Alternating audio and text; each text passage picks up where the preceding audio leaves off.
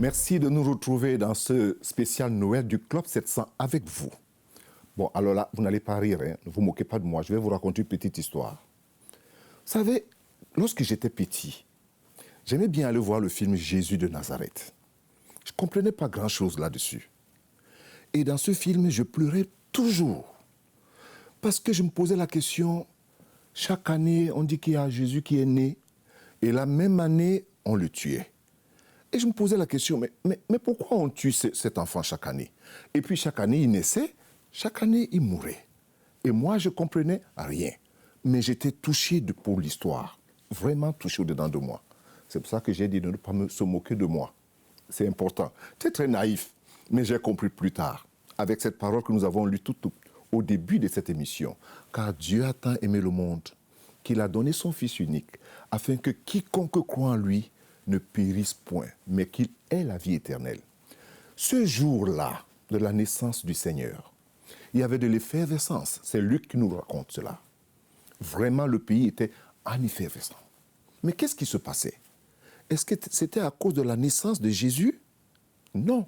Il y avait tout simplement un recensement.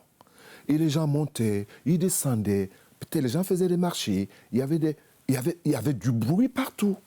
Mais cela n'avait rien à voir avec la naissance du Seigneur Jésus. Aujourd'hui encore, il y a ce qu'on appelle un Noël sans Christ. Beaucoup de gens fêtent Noël, mais sans Jésus. Fêter Noël sans Jésus n'a pas de sens. On achète la nourriture, on fait des cadeaux, mais personne ne prend le temps de s'asseoir avec sa famille, avec les enfants, surtout, puisque pour plusieurs personnes, Noël, c'est la fête des enfants, pour leur raconter cette histoire. La visitation de Dieu avec le monde, avec l'humanité, le jour où Dieu a décidé de venir dans notre humanité, dans notre saleté, dans notre vie de péché, dans son amour inconditionnel, vivre au milieu de nous et partager sa vie avec nous. C'est là le sens de cette parole, car Dieu a tant aimé les hommes qu'il a donné. On parle de don. Ici, c'est un don. Et j'aimerais que tu pries avec moi, parce que tu peux fêter Noël sans Christ et tu peux le fêter avec Christ. Peu importe que ce soit décembre ou janvier, mais il est venu. Alors je t'invite à prier avec moi maintenant. Seigneur Dieu, je te remercie pour le don de ton Fils. C'était pour ma vie. Je comprends maintenant le sens de Noël.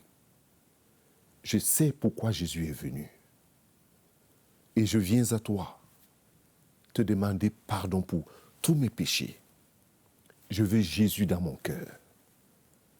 Et maintenant, je le reçois même comme mon Seigneur et mon Sauveur personnel pour que Noël ait un sens dans ma vie. Merci d'ouvrir mon cœur à toi, Seigneur. Amen et Amen.